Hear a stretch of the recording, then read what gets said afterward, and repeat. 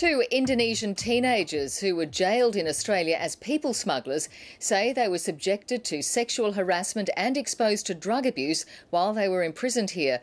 The boys were 15 and 17 when they were detained.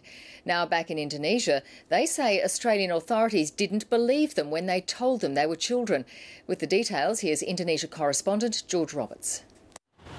Imagine being a teenager and locked up in a foreign prison with adult criminals and drug users. Well, that's what happened to two Indonesian boys who want to be known as Susilo and Bang Bang. Recruited from poor Indonesian fishing slums, they both took jobs on boats as deckhands, unaware that their cargo was asylum seekers bound for Australia.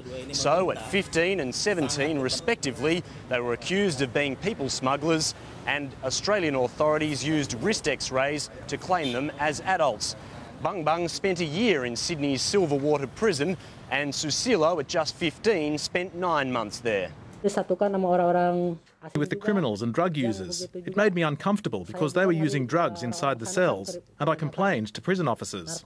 The boys say they were exposed to violence and intimidation and sexually harassed and humiliated while they were in prison. After more than 12 months in detention, Australian courts upheld their version of events and they were returned home.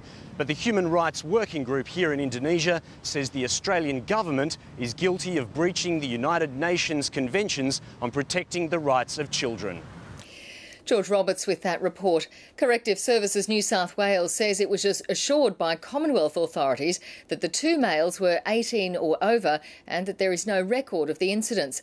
A spokesperson for Attorney General Nicola Roxon says abuse of any kind is not acceptable and the claims need to be thoroughly investigated.